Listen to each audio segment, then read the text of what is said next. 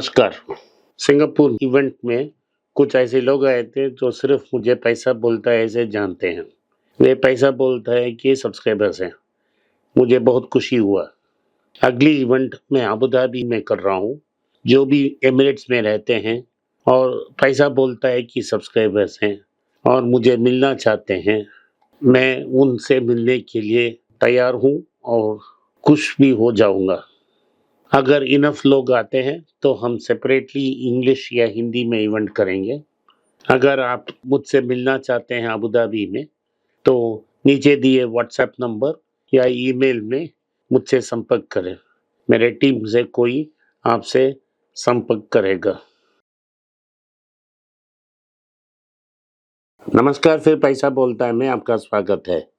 आज निफ्टी नीचे ऊपर जा रही है। कल भी ऐसा ही हुआ था, लेकिन उसके बाद 175 पॉइंट ऊपर क्लोज हुई, लेकिन बहुत नैरो टॉप थी कल।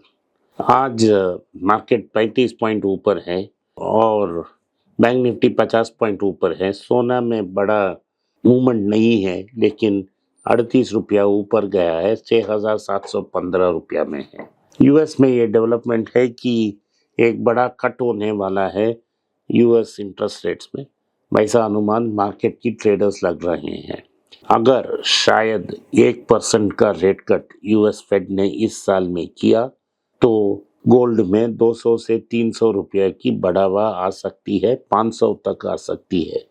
लेकिन एक बड़ा इफ है कि क्या 1% फेड इंटरेस्ट रेट कट करेगी। मुझे लगता नहीं है। मुझे लगता है कि 0.5 ही होगा, लेकिन अगर 1% की रेट कट आई तो उस नौबत में गोल्ड टेक ऑफ कर सकती है। आज यूबीएस ने एक बड़ा रिपोर्ट दिया है जिसमें उन्होंने लिखा है कि टाटा मोटर्स की शेयर में 20% की गिरावट आएगी। जब उन रिपोर्ट बाहर आई तो वो 1000 रुपया था, तो अगर 20% काट रही है तो 800 रुपया तक आ सकता है, 750 रुपया तक आ सकता है। उनका रीजनिंग क्या है? क्यों वो बोल रहे हैं कि टाटा मोटर्स में इतना गिरावट आएगी? हमने टाटा मोटर्स को कंसिडर किया है, तो हमारा पोजीशन क्या है? उस रिपोर्ट को मैंने पढ़ा। उस रिपोर्ट में मेन मोटा मोटा पॉइंट्स ये है कि जेएलआर की मार्जिन्स काटेगी और उनकी ऑर्डर बुक है जो नीचे हो रही है, ऑर्डर बुक कम हो रही है, मार्जिन प्रेशर होगी। अमेरिका और यूरोप में रिसेशन आने की बहुत अच्छे चांस हैं।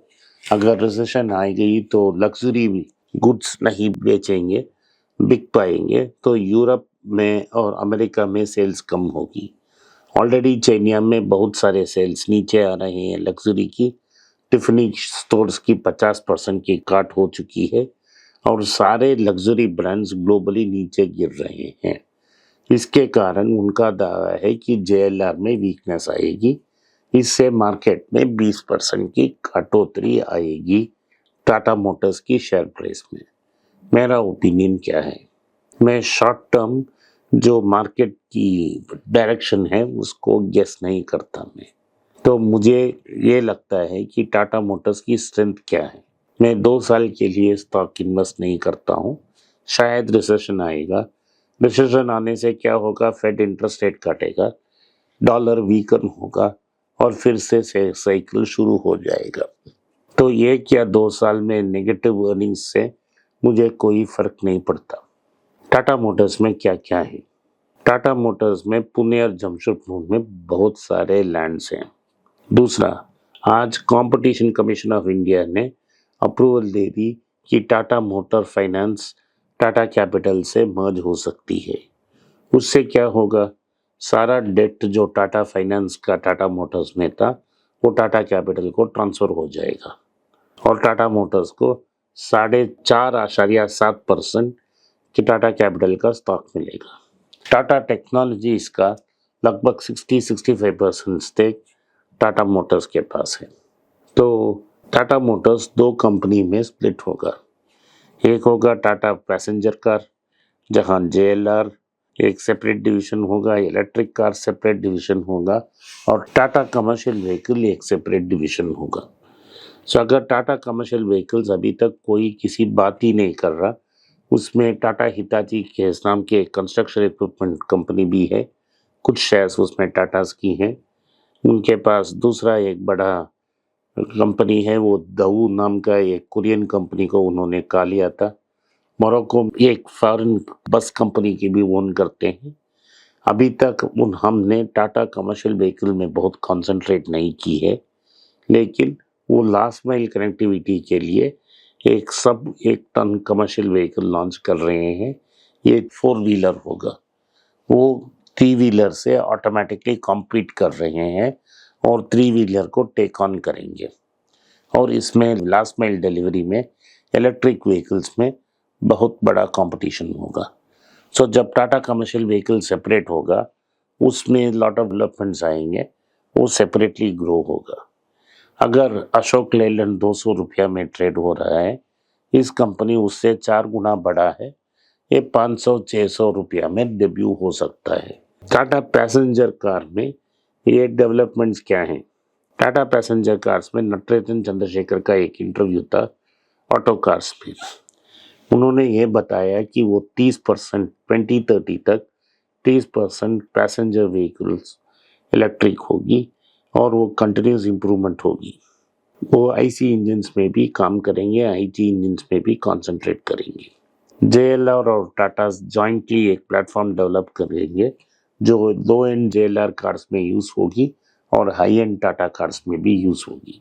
तो वो सीमलेसली क्या होगा, जो 8 लाख से डिलीवरी हो रही उधर से उठा के हाई एंड 1.5 करोड़ का कार तक सारी गैप्स फिल हो जाएंगी। तो इस 2 साल के बाद ये बड़ा शक्तिमान कंपनी उभरेगा। इस साल के अंत तक बालाजी जो सीएफओ हैं टाटा मोटर्स की, उन्होंने ये बताया है कि वो कंपनी डेट फ्री हो जाएगा। तो दोनों कंपनी डेट फ्री होंगे, अदर कंपनीज की स्टेक्स उसमें रहेगी और एक बेहमत हो जाएगी। आपको याद रखना चाहिए, पिछले 25 साल में टाटा कमर्शियल व्हीकल्स से मिले पैसा से ही इतना बड़ा निर्माण किया गया। तो फिर से टाटा कमर्शियल व्हीकल से स्पिन ऑफ आ सकती है। आपको पेशेंटली वेट करना चाहिए। ये बढ़िया खबर है कि स्टॉक प्राइस गिर रहा है, आज भी गिरा है। आपको बहुत खुश होकर उससे कंसिडर करना चाहिए। इसराइल में डेल्टा नाम का एक कंपनी है जो सारे बड़े brands Calvin Klein, Tommy Hilfiger, Ralph Lauren, इन सब कंपनीज की इनरवेयर की लाइसेंस रखती है। उन्होंने रिलायंस के साथ टाई-अप किया है और वो जॉइंट वेंचर से ये प्रोडक्ट्स डिस्ट्रीब्यूट होने वाले हैं भारत में। ऑलरेडी रिलायंस के पास सारे वुमेन्स इनरवेयर हैं जो 2000 करोड़ की टर्नओवर्स कर रहे हैं। इससे रिलायंस का बढ़ोतरी होगा कि नहीं उसे मैं नहीं जानता हूँ, लेकिन डायरेक्ट अटैक होगा पेज इंडस्ट्रीज पे। ऑलरेडी पेज इंडस्ट्रीज बहुत एक्सपेंसिव है, मार्केट स्टैग्नेट हो रही है, उसको सीधा अटैक होगा, उसका मार्केट प्रेशर में आएगा, आदित्य बिरला ग्रुप में भी प्रेशर आएगा। तो यही न्यूज़ है, इसीलिए हम हीरे की सुई को छूते नहीं हैं।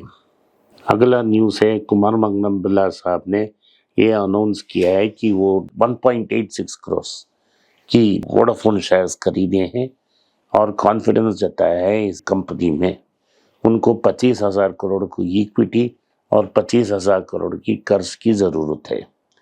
मैं क्या बोलता हूँ, मेरा दावा है कि कुमार मंगलम बिरला साहब इस कंपनी में सीरियस नहीं है। अगर वो सीरियस होते तो जो पेंट और ज्वेलरी बिजनेस में पैसा डाल रहे हैं उधर इसको लेके इधर डाल, अगर वो उसको इधर डालते तो 20,000 करोड़ इजीली आ जाता। अभी पैसा लगा के इंडिया सीमेंट्स को भी उन्होंने खरीदा है। अगर 20 करोड़ उन्होंने आइडिया में इन्वेस्ट किया है और इन्वेस्टर्स 20 करोड़ लगाएंगे और डेट का ज़रूरत ही नहीं पड़ेगा, डेट भी मिल जाता, वोडाफोन उभर के बाहर आता। लेकिन उनको वोडाफोन आइडिया के फ्यूचर में बिलीव कुछ नहीं है, इसीलिए वो निवेश नहीं कर रहे हैं। तो और एक न्यूज़ है, तमिलनाडु में एक इलेक्ट्रॉनिक हब हो रही है, अप्लाइड मटेरियल्स जो सेमीकंडक्टर मैन्युफैक्चरर्स को गुड्स सप्लाई करती है, उन्होंने भारत में एक ब्रांच खोलने की घोषणा की, एक R&D के सेंटर, और सोर्सेस हमको बता रहे हैं कि अप्लाइड मटेरियल्स का जो बड़ा सोर्स सेंटर है वो तमिलनाडु में, चेन्नई में तारामणि नाम के एक जगह में आएगा।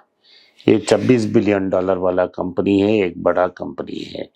जैसा मैंने आपको बताया, टाटा इलेक्ट्रॉन ने, टोक्यो इलेक्ट्रोकुम ने टाटास को सप्लाई करने की शुरू की। ये कंपनी में भारत के में चिप मैन्युफैक्चरर्स को इक्विपमेंट सप्लाई के काबिल होगी। तमिलनाडु में त्रिची नाम का एक शहर है, उसके पास मनप्पारे में जबली नाम का एक कंपनी ने एक बड़ा एप्पल मैन्युफैक्चरिंग फैसिलिटी शुरू करने की दावा की है। उससे 5,000 नौकरियां और तमिलनाडु में आएगी। तमिलनाडु में होसूर के पास, जो बेंगलुरु के निकट है, महान टाटास ने एक बड़ा शहर कायम करने की दावा की है, जहां वो फोन्स और चिप्स मैन्युफैक्चर करेंगे। इसी समय चेन्नई में फॉक्सकॉम ने बहुत सारी इन्वेस्टमेंट्स की है और अभी अप्लाइड मटेरियल्स भी आ रही है। मनप्पारे में भी एप्पल का एक मैन्युफैक्चरिंग प्लांट आ रहा है। सब मिला के ये लगता है तमिलनाडु ये एक हब बन जाएगी इलेक्ट्रिक व्हीकल्स, सेमीकंडक्टर्स और इलेक्ट्रॉनिक्स मैन्युफैक्चरिंग के लिए। आज के लिए इतना ही। आपने इस पॉडकास्ट को सुना, इसके लिए मैं आपका आभारी हूँ। हो सके तो इस वीडियो को लाइक कीजिए, चैनल को सब्सक्राइब कीजिए और बेल नोटिफिकेशन दबाएं। इस वीडियो को अपने दोस्त और रिश्तेदार के पास भेजें और उनको देखने की आग्रह करें। टाटा मोटर्स कंसीडर करें और उसको भूलने मत। नमस्कार, धन्यवाद, जय हिंद।